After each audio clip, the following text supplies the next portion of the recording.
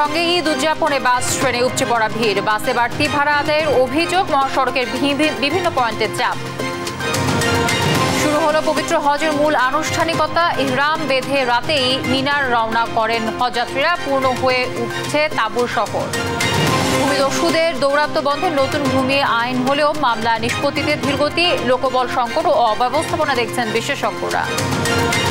Myanmar থেকে গুলির ঘটনায় 7 দিন বন্ধের পর বিকল্প পথে সেন্ট মার্টিনে খাদ্যপণ্য সরবরাহ শুরু, এখনো নাফ নদে বন্ধ ট্রলার চলাচল। এবং বিশ্বকাপে নেদারল্যান্ডসকে 25 রানে হারালো বাংলাদেশ, সুপার 8-এর পথে এগিয়ে গেল টাইগাররা, ভক্তদের উচ্ছ্বাস। বাংলাদেশ আজকে জিতছে, খুবই ভালো লাগছে, বিশেষ করে সাকিব আল হাসান, তাসকিন ওরা খুবই ভালো করেছে। আজকে আমরা জিতে আমরা প্রায় সুপার 8-এ প্রায় 99% উঠে গেছি ধরতে গেলে। দর্শক শুনছিলেন সংবাদ শিরোনামগুলো। সংবাদ সকালে আপনাদের সঙ্গে রয়েছে আমি তানজিয়া জুথি। এই যাত্রার তৃতীয় দিন আজ পরিজনের সঙ্গে ঈদ উদযাপন করতে রেল, সড়ক ও নৌপথে নারীর টানে বাড়ি ফিরছে ঢাকাবাসী। ঈদ যত ঘনিয়ে আসছে, যাত্রী চাপ বাড়ছে রেলওয়ে স্টেশন ও বাস টার্মিনালে। ঢাকা রেল স্টেশনে বিগত দিনের চেয়ে অনেকটাই বেড়েছে যাত্রী সমাগম। এদিকে বাস টার্মিনালগুলোতে সকাল থেকেই ঘরমুখী মানুষের বেশ চাপ দেখা যায়। টিকিট কাউন্টারে দেখা যায় দীর্ঘ লাইন, বাড়তি ভাড়া নেওয়ার অভিযোগ করেন অনেক যাত্রী। এই যাত্রা নির্বিঘ্ন ও নিরাপদ করতে সব ধরনের নিরাপত্তা ব্যবস্থা নিয়েছে প্রশাসন।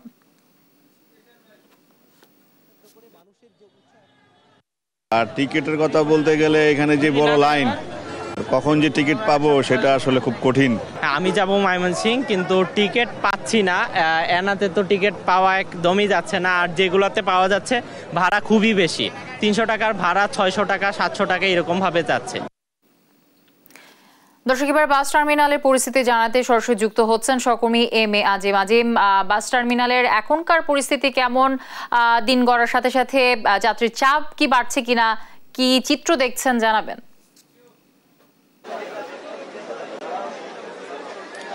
যথি বেলা বাড়ার সাথে সাথে কিন্তু আমরা দেখছি মহাখালী যে বাস টার্মিনাল, এখানে কিন্তু নারীর টানে বাড়ি ফেরা যে ঈদ যাত্রী তাদের সংখ্যা বাড়ছে। সেক্ষেত্রে কিন্তু এই মুহূর্তে বলা চলে যে বাস টার্মিনাল উপচে পড়া ভিড় এই মুহূর্তে রয়েছে, এবং আমার পিছনে কিন্তু লম্বা লাইন তৈরি হয়েছে টিকিট পাওয়ার প্রত্যাশীদের, এবং তারা কিন্তু এখানে অনেকে রয়েছেন যে সকালে 6টার দিকে এসেও লাইনে দাঁড়িয়েছেন, তারা কেবলমাত্র কাউন্টারে পৌঁছাতে পেরেছেন, এবং এত কিছুর পরেও যে টিকিট পাচ্ছেন সেক্ষেত্রে কিন্তু তাদের যে ঈদ যাত্রা এবং টিকিট যে পেয়েছেন সেক্ষেত্রে কিন্তু তারা আসলে আমাদেরকে আনন্দ জানিয়েছেন, কারণ বাড়ি যে ফিরতে পারছেন, স্বজনদের সাথে যে ঈদ করতে পারছেন, সেই যে উচ্ছ্বাস, সেই উচ্ছ্বাসের কাছে এই ভোগান্তি তাদের কাছে কিছুই না। আমি যদি আপনাদেরকে একটু পিছনের যে লম্বা সারি সেটি একটু দেখাই, যে মহাখালী বাস টার্মিনালের এক প্রান্ত থেকে লম্বা সারি কিন্তু টিকিট প্রত্যাশীদের একদমই শেষ প্রান্ত পর্যন্ত পৌঁছে গিয়েছে, এবং তারা কিন্তু আসলে অনেকক্ষণ অপেক্ষা করতে করতে এসে কিন্তু এখানে টিকিট নিচ্ছেন, এবং যারা টিকিট পাচ্ছেন তারা কিন্তু এখানে দাঁড়ানোর সাথে সাথে প্রায় 5 মিনিট পর পর কিন্তু এক একটি গাড়ি ছেড়ে যাচ্ছে ময়মনসিংহ, সিলেট সহ বিভিন্ন রুটের দিকে, এবং আমাদেরকে যে গাড়ি যা মালিক পক্ষ থেকে জানানো হয়েছে যে ঈদ উপলক্ষে কিন্তু তারা আসলে বাড়তি যে বাস সেটিকে তারা যুক্ত করেছেন, যার ফলে কিন্তু আসলে যে পরিমাণ যাত্রী আসছে সবাইকে টিকিট দেওয়ারও তারা চেষ্টা করছেন, এবং টিকিট পাওয়ার সাথে সাথে কিন্তু আসলে তারা পরিবহনগুলোতে উঠতে পারছে এবং তারা তাদের গন্তব্যের দিকে ছুটতে পারছেন। এবং মহাখালী বাস টার্মিনালে একটি জটলা তৈরি হয়েছে, সেক্ষেত্রে বাসগুলো বের হওয়া এবং ঢুকতে পারাটা একটি কষ্টসাধ্য ব্যাপার হয়ে দাঁড়িয়েছে, এবং এখানে আমরা দেখেছি যে কিছুক্ষণ আগে কিন্তু পুলিশের কয়েকটি টিম এখানে এসেছেন, এবং তারা কিন্তু আসলে এখানে সুশৃঙ্খলা বজায় রাখছেন, এবং এখান থেকে যে বাসগুলো বের হচ্ছে সেগুলোকে নির্বিঘ্নে বের করে দেওয়ার চেষ্টা করছেন। এবং যাত্রীদের কাছ থেকে আমরা একটি অভিযোগ পেয়েছি, সেটি হচ্ছে যে এই যে ঈদের সময়ে আগে যে ভাড়াটি ছিল সেই ভাড়াটা থেকে কিছুটা হলেও তারা বাড়তি ভাড়া আদায় করছেন। আগে যেখানে ময়মনসিংহে 300 টাকা ভাড়া নেওয়া হতো, সেই জায়গা থেকে এখন কিন্তু তাদের কাছ থেকে 400 বা 500 টাকা পর্যন্ত ভাড়া আদায় করা হচ্ছে। সেক্ষেত্রে কিন্তু এই একটি অভিযোগ তাদের রয়েছে। আমরা একটু যাত্রীদের সাথে কথা বলবো যারা আসলে দীর্ঘক্ষণ লাইনে থেকে এখানে এসে পৌঁছেছেন, কোথায় যাবেন এবং কতক্ষণ লাইনে দাঁড়িয়ে থাকতে হয়েছে। আমি যাব ঢাকা থেকে ময়মনসিংহ, আমি এখানে প্রায় 1 ঘন্টা যাবত অপেক্ষা আছি, এখনো টিকিট পাইনি। এখানে কিন্তু আসলে যারাই টিকিট কাউন্টার পর্যন্ত এসে পৌঁছেছেন তাদের কিন্তু আসলে দীর্ঘক্ষণ টিকিটের জন্য অপেক্ষা করতে হয়েছে এবং দীর্ঘক্ষণ অপেক্ষার পর তারা টিকিট পেয়েছেন এবং এখনও বলা চলে যে মানুষ কিন্তু কাউন্টারে আসছেন এবং বাস টার্মিনালে জড়ো হচ্ছেন বাড়ি ফেরার জন্য। তো এই ছিল যুথি আমার কাছে মহাখালী বাস টার্মিনাল থেকে সবশেষ। মহাখালী বাস টার্মিনালের চিত্র দর্শক আপনাদের সামনে তুলে ধরলেন আমাদের সহকর্মী এম এ আজিম। দর্শক, এবার রেল যাত্রার পরিস্থিতি আপনাদেরকে দেখাবার চেষ্টা করব বা জানাবার চেষ্টা করব। কমলাপুরে আছেন আমাদের সহকর্মী মাজহারুল ইসলাম, যুক্ত হচ্ছেন তিনি। মাজহার, স্টেশনে যাত্রীর চাপ এখন কেমন দেখছেন, সার্বিক চিত্র আমাদেরকে জানাবেন।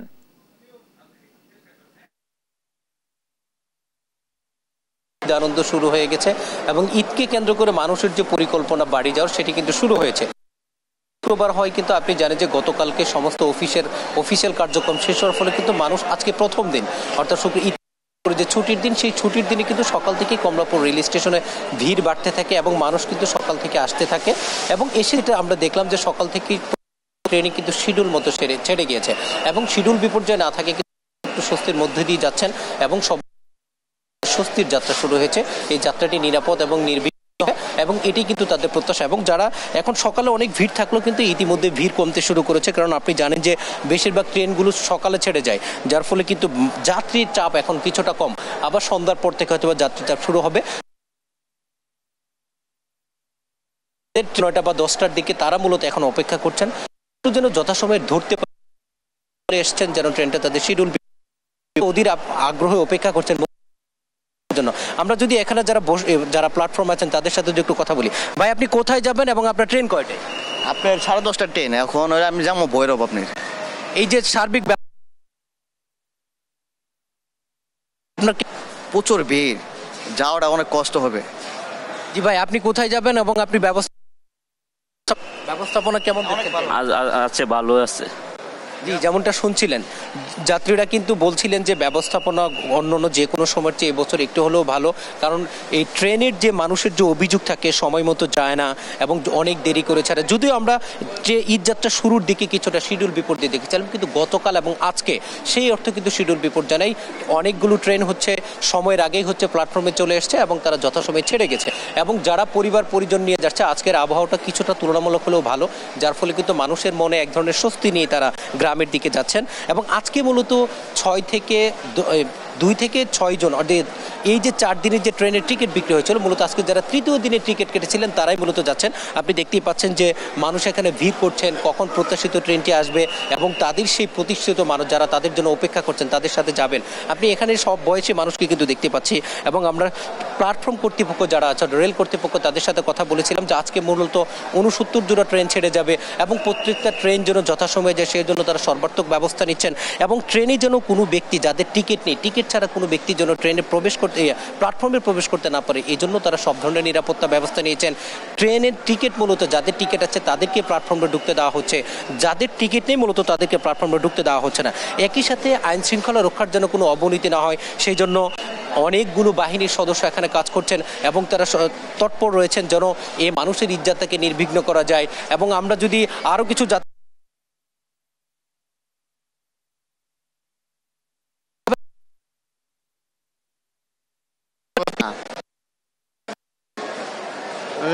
ফাউল টিকিট দিছি। অনেকে বলছেন যে যারা টিকিট পান নাই তারা প্ল্যাটফর্মে আসছেন, যে তারা যদি হচ্ছে একটি টিকিট পায় সেই প্রত্যাশিত টিকিট পেয়ে যদি তারা হচ্ছে আসে, এটাই মূলত তাদের কথা। তো এখন পর্যন্ত কমলাপুর হচ্ছেন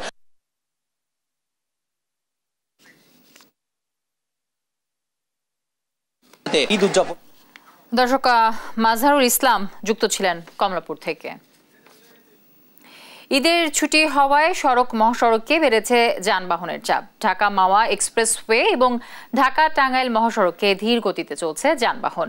মহাসড়কের পরিস্থিতি জানাতে সাভার ও নারায়ণগঞ্জ থেকে যুক্ত হচ্ছেন সহকর্মী শাহিনুর রহমান ও বিল্লাল হোসেন। আমি প্রথমে চলে যাচ্ছি সাভারে আছেন শাহিনুর। সড়কে যানবাহনের চাপ কেমন দেখছেন জানাবেন আমাদেরকে।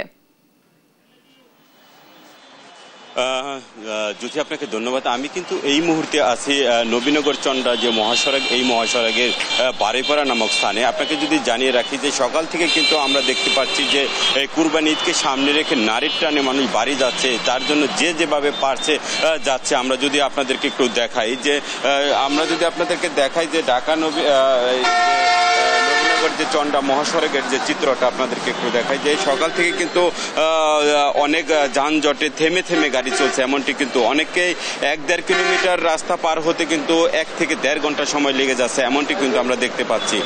বিশেষ করে চন্দ্রা এলাকায় কিন্তু গাড়ি যে উত্তরবঙ্গে যাওয়ার যে লেনটা ক্লিয়ার না হওয়ায় কিন্তু পুরো এলাকা জুড়ে কিন্তু যানজটের সৃষ্টি হয়েছে। দীর্ঘ 5 কিলোমিটার রাস্তা জুড়ে কিন্তু যানজট সৃষ্টি হয়েছে। আমরা ঘুরে ঘুরে দেখেছি, এদিকে বাইপাল থেকে শুরু করে ওখানে একটু যানজটের জটলা আছে। তারপরে কিছু দূর আসার পর এলিভেটেড এক্সপ্রেসওয়ের জন্য কিন্তু আমরা দেখতে পেরেছি যে এখানেও কিন্তু যানজটের সৃষ্টি হয়েছে, বিশেষ করে ইপিজেড এলাকা জুড়ে। এবং সেই সাথে আপনাদেরকে একটু জানিয়ে রাখি যে আপনাদেরকে যে লেন দেখাচ্ছি আমরা, এটা হলো নবীনগর থেকে যে চন্দ্রা লেনটা, এই লেনটা দেখাচ্ছি। আপনারা দেখতে পাচ্ছেন যে পুরো রাস্তা জুড়ে কিন্তু 5 থেকে 6 কিলোমিটার জুড়ে কিন্তু রাস্তায় যানজট সৃষ্টি হচ্ছে। এবং আমরা দেখতে পাচ্ছি যে অনেক কাউন্টারে কিন্তু মানুষ তারা তাদের গন্তব্যস্থলে যাওয়ার জন্য কিন্তু তারা অপেক্ষা করছে, এমনটি কিন্তু আমরা দেখতে পাচ্ছি। অনেক সময় আমরা দেখতে পাচ্ছি যে অনেকেই কিন্তু পিক আপ করে বাসে করে এবং যে ফিটনেসবিহীন বাসে করেও কিন্তু অনেকে যাচ্ছে, আমরা এমনও কিন্তু দেখতে পাচ্ছি। এবং অনেকেরই কিন্তু আমরা দেখতে পাচ্ছি যে বাসের ছাদেও কিন্তু কিছু কিছু যাত্রীকে আমরা দেখতে পাচ্ছি যে তারা যাচ্ছে। এবং আমরা দেখতে পাচ্ছি যে ঝুঁকিপূর্ণ যে যানবাহন মোটরসাইকেলেও করেও কিন্তু অনেকেই তারা তাদের গন্তব্যস্থলে যাওয়ার জন্য কিন্তু প্রস্তুতি হাতে নিয়েছে, এমনটি কিন্তু আমরা দেখতে পাচ্ছি। এবং সেই সাথে আপনাদেরকে জানিয়ে রাখি যে এই সাভার আশুলিয়া এই শিল্প অঞ্চলের কিছু কারখানা ছুটি হওয়ার কারণে কিন্তু আমরা দেখতে পাই যে বিশেষ করে এই এলাকায় এর জন্য চাপ সৃষ্টি হচ্ছে। দুপুরের পর থেকে অনেক কারখানায় কিন্তু ছুটি হবে এবং তখন কিন্তু আরো চাপ বেড়েই চলবে, এমনটি কিন্তু জানিয়েছে ট্রাফিক বিভাগ। এবং সেই সাথে আমরা ঢাকা জেলা পুলিশের সাথে কথা বলেছি, তারা আমাদেরকে জানিয়েছে যে প্রত্যেকটি গুরুত্বপূর্ণ স্থানে কিন্তু তাদের পুলিশ মোতায়েন করা আছে, যাতে নির্বিঘ্নে মানুষ তাদের গন্তব্যস্থলে পৌঁছতে পারে। এই ছিল আশুলিয়া এবং নবীনগর চন্দ্রা মহাসড়ক বারুইপাড়া এলাকা থেকে। আমরা চলে যাব একই খবর নিয়ে নারায়ণগঞ্জে বিল্লালের কাছে। বিল্লাল। শাহীন, ঢাকা চট্টগ্রাম এবং সিলেট এই দুটি মহাসড়কে আজকে সকাল থেকে পূর্ব দক্ষিণ অঞ্চলের মানুষের যে ঢল সেটি কিন্তু আমরা দেখেছি। এবং একেবারে গতকাল রাত থেকেই কিন্তু মানুষ বাড়িমুখী হচ্ছেন। রাজধানী ছেড়ে দক্ষিণ পূর্ব অঞ্চলের যে 16টি জেলার মানুষ এই ঢাকা চট্টগ্রাম সিলেট মহাসড়কে বাড়িমুখী হন, তারা কিন্তু আজকে এই মহাসড়কে নেমেছেন। একেবারে সকাল থেকে মহাসড়কে যানবাহনের যেমনি চাপ বেড়েছে, তেমনি মানুষেরও কিন্তু উপচে পড়া ভিড় আমরা লক্ষ্য করেছি। এই মুহূর্তে আমরা সাইনবোর্ড এলাকাতে আছি এবং সাইনবোর্ড এলাকাতে আসার পর যেটি দেখেছি, ঢাকা থেকে চট্টগ্রামমুখী লেন সেটি কিন্তু একেবারে স্বাভাবিকভাবেই যানবাহন চলাচল করলেও ঢাকামুখী যে লেন রয়েছে সেই লেনে কিন্তু একেবারে যানজট সৃষ্টি হয়েছে। একটু দেখানোর চেষ্টা করি যে একেবারে পুরোপুরি সকাল থেকে কিন্তু যানজট ছিল এই ঢাকামুখী লেনে এবং একটু বেলা বাড়ার সঙ্গে সঙ্গে কিন্তু সেটি কমে এসেছে। আর তবে দুই মহাসড়কে আজকে কোথাও কোনো ধরনের যানজটের খবর আমরা পাইনি। বিল্লাল, আপনার কাছে আবারও যাবার চেষ্টা করব। বিল্লাল হোসেন নারায়ণগঞ্জ থেকে এবং সাভার থেকে শাহিনুর রহমান যুক্ত ছিলেন আমাদের সাথে। সৌদি আরবের মিনায় হজ যাত্রীদের জড়ো হওয়ার মধ্যে শুরু হলো পবিত্র হজের মূল আনুষ্ঠানিকতা। স্থানীয় সময় অনুযায়ী 8 জিলহজ শুক্রবার সকাল থেকে হজের মূল আনুষ্ঠানিকতা শুরু হয়। তবে গেল রাত থেকেই হাজিরা রওনা হন মিনার উদ্দেশ্যে। এজন্য হজ যাত্রীর সংখ্যা বিবেচনায় সৌদি মুআল্লিমরা আগের রাত থেকেই হজ যাত্রীদের তাঁবুর শহর মিনায় নেওয়া শুরু করেন। এশার নামাজের পর মক্কার নিজ নিজ আবাসন থেকে ইহরাম বেঁধে মিনায় রওনা হন হাজিরা।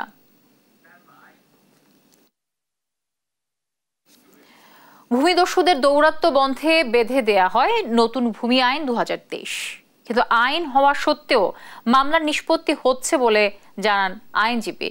খোদ সরকার পক্ষে আইনজীবী বলছেন, আইনি সংস্থায় লোকবল সংকট ও অব্যবস্থাপনার কারণে মামলা নিষ্পত্তি এই ধীরগতি। সাবিনা মজুমদারের বিশেষ প্রতিবেদন। খোরশেদ আলম বাড়তি উপার্জনের আশায় দীর্ঘ 20 বছর কাটিয়েছেন প্রবাস জীবন। রাত দিন এক করে জমিয়েছেন অর্থ, দেশের মাটিতেই কিনেছেন সম্পত্তি। দেখভালের দায়িত্ব ছিল রক্তের ভাই বোনদের, অথচ সম্পত্তির জেরে তারা যেন আজ বড় অচেনা। নিজের সম্পদ ফেরত চাইলে শুনতে হচ্ছে হত্যার হুমকি। অবশেষে আদালতের দোরগোড়ায় প্রবাসী মোর্শেদ। ওরা আমার ভাই বোনেরই দখল করে 3টা ফ্ল্যাট দখল করে ওনারা করে রাখছে। আমার ফ্যামিলিদেরকে হুমকি দিচ্ছে, মারা ফেলাইবে, এটা করবে সেটা করবে। এই জন্য আমি আইসা তাড়াতাড়ি দেখা গেছে এই মামলাটার জন্য আবেদন করছি। ভূমি আইন বিশেষজ্ঞ সুপ্রিম কোর্টের আইনজীবী ব্যারিস্টার ওমর ফারুক বলছেন, নতুন ভূমি আইন 2023 মোতাবেক বিরোধ নিষ্পত্তির জন্য ডিসি অফিস বা জেলা প্রশাসকের কাছে আবেদন করতে পারবেন ভুক্তভোগী, যা 3 মাসের মধ্যে একজন ম্যাজিস্ট্রেটের মাধ্যমে নিষ্পত্তি করতে হবে। ডিসি সাহেবকে কর্তৃপক্ষ হিসেবে ঘোষণা করেছে আইনে। ডিসি সাহেবের কাছে দরখাস্ত করতে হবে। জেলা প্রশাসক মহোদয় দরখাস্ত প্রাপ্তির 90 দিনের ভিতর তা নিষ্পত্তি করবেন। 90 দিনের ভিতরে যদি নিষ্পত্তি না হয়, তাহলে যারা যারা নিষ্পত্তি না হয় জড়িত তাদের বিরুদ্ধে ডিপার্টমেন্টাল প্রসিডিংসের কথা বলা আছে। এই আইনজীবী বলছেন, নতুন ভূমি আইন সহজে বাস্তবায়নযোগ্য হলেও কার্যকর ভূমিকা রাখতে পারছে না জেলা প্রশাসকরা। ভূমি সংক্রান্ত মামলাগুলো দীর্ঘায়িত হয়।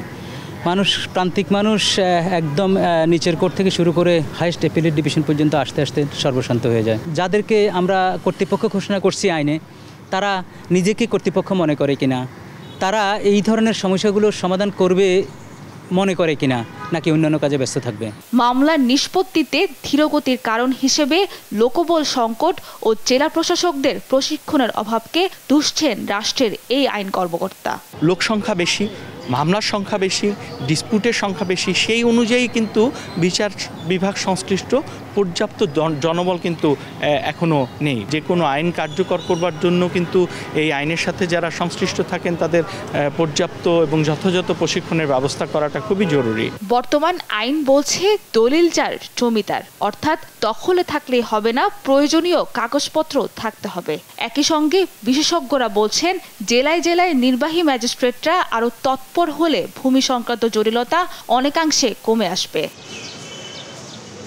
সাবিনা মজুমদার, দেশ টিভি, ঢাকা।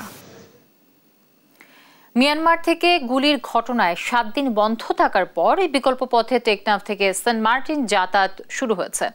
খাদ্যপণ্য কক্সবাজার থেকে গেলেও সাধারণ মানুষকে পড়তে হচ্ছে যাতায়াতে চরম ভোগান্তিতে। নাফনদ ব্যবহার করতে না পারায় সেন্ট মার্টিন থেকে আসা ট্রলার ভিড়তে পারেনি কুলে। মাঝসাগর থেকে ঝুঁকি নিয়ে যাত্রী ওঠানামা করছে ডিঙি নৌকায় করে। কক্সবাজার থেকে সৌরভ দেবের রিপোর্টে আমরা বিস্তারিত দেখব। এভাবেই ঝুঁকি নিয়ে টেকনাফ ছেড়ে সেন্ট মার্টিন যাচ্ছেন দ্বীপবাসী। কুল থেকে ডিঙি নৌকায় চেপে মাঝসাগরে থাকা ট্রলারে উঠবেন তারা। দীর্ঘ 7 দিন ধরে যোগাযোগ বিচ্ছিন্ন হয়ে আটকা পড়েন সেন্ট মার্টিনের এসব মানুষ।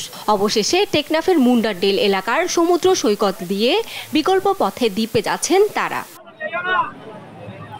বিভিন্ন কাজে আসা সাধারণ মানুষ দ্বীপে ফিরতে গিয়ে জানান ভোগান্তির কথা। একজন যেখান থেকে টেকনাফ থেকে সেন্ট মার্টিন যাতে হইতো একজনের ভাড়া 200 টাকা, সেখান থেকে 5 মিনিটের ভাড়া 200 টাকা কেমন হয়? এর চেয়ে জুলুম আর কি। ঝুঁকি নিয়ে যাওয়ার পথেও অতিরিক্ত ভাড়া চাওয়া হচ্ছে। প্রশাসনের পক্ষ থেকে কোনো পদক্ষেপ না থাকায় উদ্বেগ প্রকাশ করেন তারা।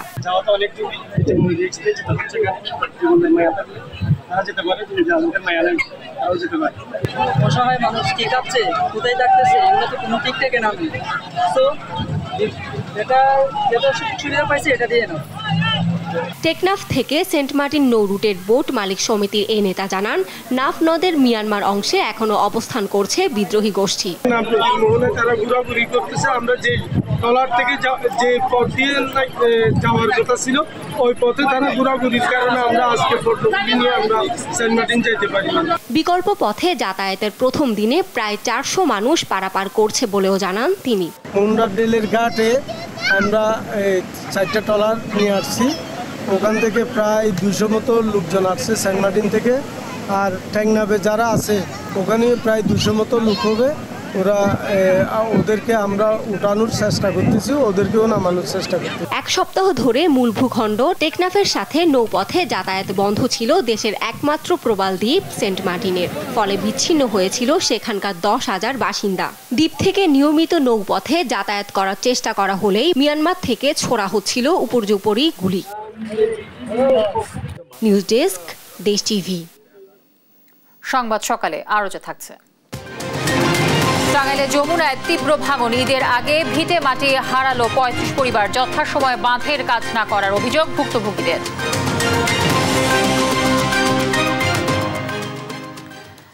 খেলার খবর। টি-20 বিশ্বকাপে নেদারল্যান্ডসকে 25 রানে হারালো বাংলাদেশ।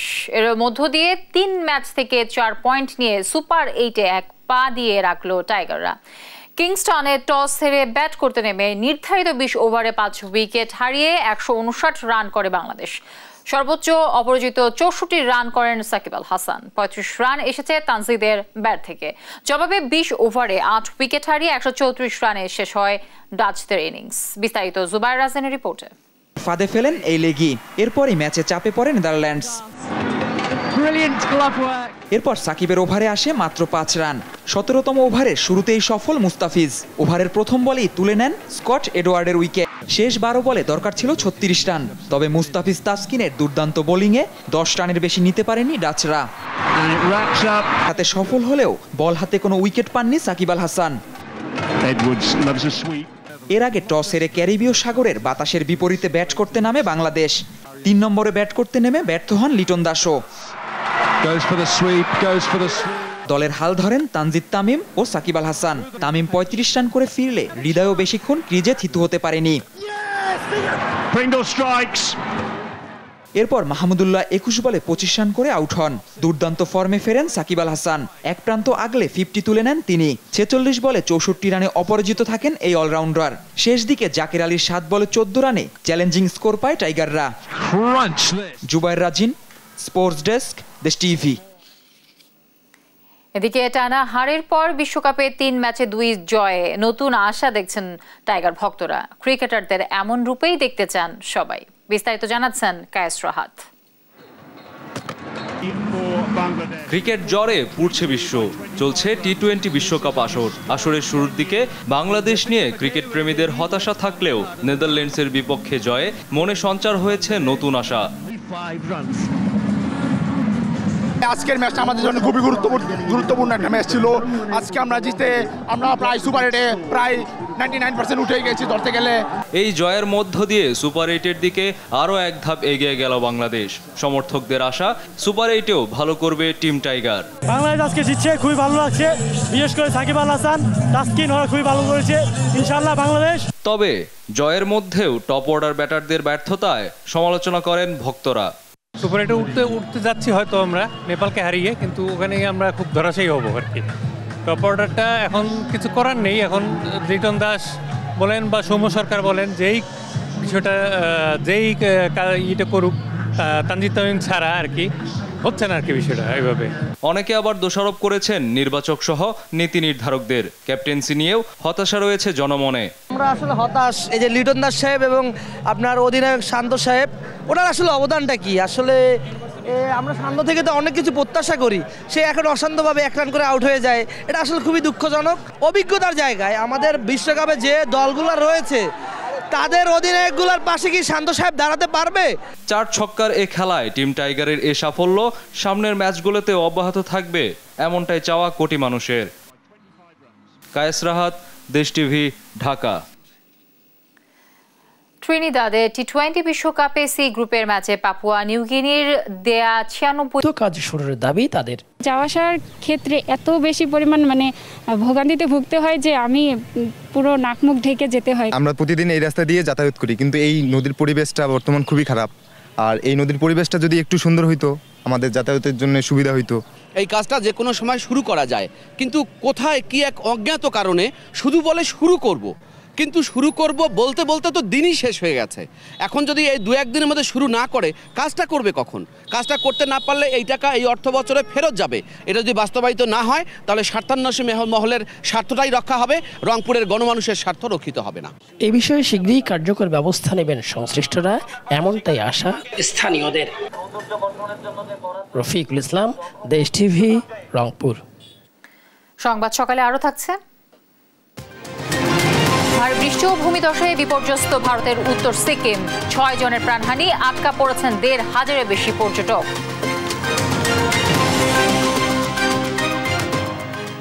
টাঙ্গাইলে যমুনা নদীতে শুরু হয়েছে তীব্র ভাঙন।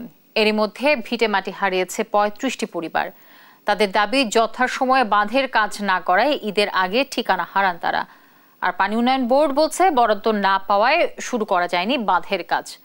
সহকর্মী আতিক রহমানের প্রতিবেদন, জানাচ্ছেন ফারজানা ইসলাম। টাঙ্গাইলের যমুনা নদীর পূর্ব পাড়ের চরপৌলি গ্রাম। এই গ্রামের দক্ষিণ পাশের তীর জিউব্যাগ ও উত্তর পাশে এডিবির অর্থায়নে ব্লক দিয়ে স্থায়ী বাঁধ নির্মাণ করেছে পানি উন্নয়ন বোর্ড। তবে এই গ্রামের মাঝের 1625 মিটার অংশ ওয়ার্ল্ড ব্যাংকের ফান্ডের অপেক্ষায় থাকায় নেওয়া হয়নি ভাঙন প্রতিরোধে কোনো ব্যবস্থা। এতেই গেল মঙ্গলবার অসময়ের আকস্মিক ভাঙনে কপাল পুড়েছে 35টি পরিবারের। তাই আসন্ন ঈদুল আজহার আনন্দ এখন ম্লান ভাঙন কবলিতদের। সহায় সম্বল হারিয়ে কারো কারো ঠাঁই হয়েছে খোলা আকাশের নিচে, আবার কেউ কেউ আশ্রয় নিয়েছেন অন্যের জমিতে। দ্রুত স্থায়ী বাঁধ নির্মাণের দাবি ক্ষতিগ্রস্তদের। এক পাশে জায়গা ছিল, এই এক পাশে জায়গা পুরাটা ভেঙে গেল বাড়ি। আমরা খুব বিপদ আছি। এখন যদি নদীটার কাজটা যদি এখন সরকার করতো তা আমরা বাঁচতাম। মানুষ বোঝা ওঠার আগে যে এমনভাবে বিলীন হয়ে যাচ্ছে যে মানে আমাদের কাজ করার মতো কোনো কিছু নেই। বাড়িতে ভাঙছে আমার 60 ডিসমাল জায়গা ছিল, 60 ডিসমাল ধরে একবার নদী গেছে। 1 বছর ধরে আমি আমার শ্বশুর বাড়ি যাচ্ছি। এই বয়সে 6বার বাড়ি ভাঙছি, 6বার বাড়ি ভাঙিয়া মানে যে আমরা মানে যখন রাস্তার ফকির নিজে স্থানীয় জনপ্রতিনিধিদের দাবি, গেল কয়েক বছরে নদীতে বিলীন হয়েছে এখানকার 1.5 কিলোমিটার এলাকা। নতুন করে ভাঙনে দীর্ঘ হচ্ছে এর পরিধি। সরকার মাননীয় প্রধানমন্ত্রী যেভাবে আমাদের বস্তা ফেলায় দেয়া, আমাদের এই যেটুকু বস্তা পড়ছে ওইটুকুতে ভাঙন একটু কমছে। আর সামনে প্রায় 3 কিলোর মতো আছে। এই 3 কিলো যদি মাননীয় প্রধানমন্ত্রীর নির্দেশনায় যদি কাজটা হয়ে যায় তাহলে আমাদের একটু মানে স্বস্তি আসবে। ভাঙন অব্যাহত থাকলেও পানি উন্নয়ন বোর্ড চেয়ে আছে ওয়ার্ল্ড ব্যাংকের অনুদানের দিকে। তারা বলছে ব্যাংকটির অর্থায়ন পেলে আগামীর শুকনো মৌসুমে শুরু হবে কাজ।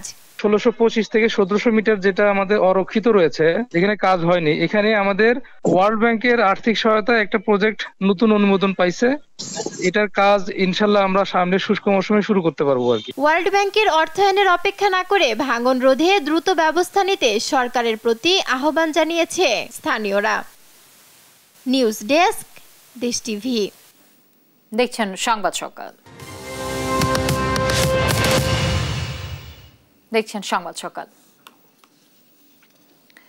ঠাকুরগাঁও জেলা মহিলা বিষয়ক অধিদপ্তরের আওতায় পরিচালিত হয় কিশোর কিশোরী ক্লাব স্থাপন প্রকল্প। সেখান থেকে নারী জনপ্রতিনিধিদের সম্মানী ভাতা দেওয়া হবে। তবে ওই প্রকল্পের কোঅর্ডিনেটরকে পাওনা টাকার 50% ঘুষ দিতে হবে, এমন অভিযোগ উঠেছে প্রকল্পটির ফিল্ড সুপারভাইজার কোমর উদ্দিন সাগরের বিরুদ্ধে। তবে প্রশাসন জানায় নীতিমালার বাইরে ঘুষ নেয়ার কোনো সুযোগ নেই। কেউ এমন কাজ করলে ব্যবস্থা নেওয়া হবে। ঠাকুরগাঁও প্রতিনিধি শাকিল আহমেদের তথ্য ও চিত্রে সালমা জাহানের ডেস্ক রিপোর্ট। ঠাকুরগাঁও জেলার মহিলা বিষয়ক অধিদপ্তরের আওতায় পরিচালিত কিশোর কিশোরী ক্লাব স্থাপন প্রকল্প। এখানে মাঠ পর্যায়ে কোঅর্ডিনেটর হিসেবে কাজ করছেন 23 জন নারী জনপ্রতিনিধি। প্রতি মাসে তাদের সম্মানী ভাতা দেওয়া হয় 2000 টাকা করে। জানুয়ারি থেকে এ পর্যন্ত 6 মাসে ঠাকুরগাঁও সদর উপজেলায় দায়িত্বরত 23 নারী জনপ্রতিনিধির সম্মানী ভাতা এসেছে 2,76,000 টাকা। সম্মানী ভাতা পরিশোধের জন্য তাদের ডাক দেন প্রকল্পের ফিল্ড সুপারভাইজার কোমর উদ্দিন সাগর। তবে ভাতার 50% টাকা উপজেলা নির্বাহী অফিসার, মহিলা বিষয়ক কর্মকর্তা, ট্রেজারার সহ বিভিন্ন দপ্তরে ঘুষ দেওয়ার জন্য প্রস্তাব উত্থাপন করেন সাগর। কিছু টাকা খাওয়ায় ইয়াটা বিলটা করতে হবে। কথা ক্লিয়ার বুঝতে পারছেন? একটা সাংবাদিক যে প্রশ্ন করবে যে আপনার তো 2000 টাকা, ওই ভ্যাট ট্যাট কেটে 1750 টাকার মতো থাকবে আর কি আপনার 2000 টাকা। আপনি কত পাইছেন? আপনার তো টাকা দিলাম 1000, আপনি তো বলবেন যে আমি তো 1000 পাইছি। এখন তো কট্টায় দেবো আমরা। ঘুষ না দিলে ভাতা ফেরত চলে যাবে সরকারি কোষাগারে, এভাবেই হুমকি দেন জনপ্রতিনিধিদের। টিওনো সারেক দেওয়া লাগবে, টেজারি দেওয়া লাগবে, এই আপাক দেওয়া লাগবে, ওই আপাক দেওয়া লাগবে, তোমাদের 50-50 দিতে হবে। ও হচ্ছে ছবি তোলার জন্য ছবি তুলছে, আবার একটু ভিডিও করছে, তো ডিডি আপা আমার হাতে ফোনটা নিয়ে আবার সবকিছু ডিলিট করে দিল। মানে বললো যে এইটা ঠিক না, মানে এটা ঠিক হলো না, আবার আমার মোবাইলটা ভেঙে দিতে চাইলো।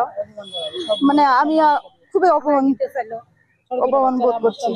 তবে ঘুষ চাওয়ার অভিযোগ অস্বীকার করে স্বাগত দাবি করেন সম্মানী ভাতা পেতে সরকারকে ভ্যাট দিতে হয়। সম্মানের ক্ষেত্রে কিন্তু ভ্যাট দিতে হয়, এটা আপনারা জানেন না। এটা কিন্তু অনেকে বুঝে, অনেকেই বুঝে না। কত টাকা ভ্যাট দিতে? 10%। 1200। ব্যস্ততা দেখিয়ে এই বিষয়ে ক্যামেরার সামনে কথা বলতে রাজি হননি জেলা মহিলা বিষয়ক কর্মকর্তা। আমি এখন কালকে ঢাকা যাব, যে পিএ চুক্তি করার জন্য, এগুলো নিয়ে ব্যস্ত আছি। আমি তো অন্য কাজের জন্য আসি, যে এখন আমি বের হব। আর নীতিমালার বাইরে কারো অতিরিক্ত টাকা নেওয়ার সুযোগ নেই বলে জানান জেলা প্রশাসক। সরকারি যে নীতিমালা আছে, তাই সেই নীতিমালার বাইরে গিয়ে কোনো অতিরিক্ত টাকা অথবা ঘুষ বা উৎকোচ কোনো কিছুই কারো নেওয়ার সুযোগ নেই। যদি কেউ সেই পন্থা অবলম্বন করে থাকেন, তাহলে প্রচলিত আইনে তার বিরুদ্ধে ব্যবস্থা নেওয়ার সুযোগ। এ বিষয়ে আইনি পদক্ষেপ চান নারী জনপ্রতিনিধিরা। নিউজ ডেস্ক, দেশ টিভি। দেখছেন সংবাদ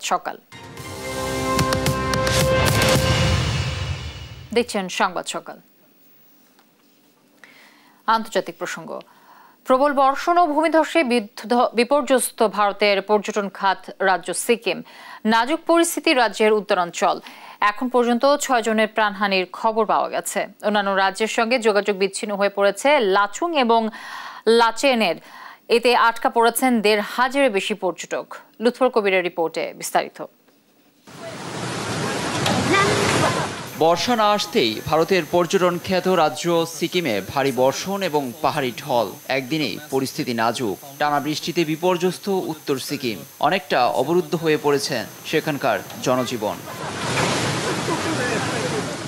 ঝোড়ো বাতাস ও বৃষ্টিতে পাহাড়ের আঁকাবাঁকা সড়কে আটকা পড়েছে গাড়ি। পর্যটনের জন্য সুপরিচিত লাচুং এবং লাচেন সহ আরও কয়েকটি জায়গায় পাহাড় ধসের ঘটনা ঘটেছে।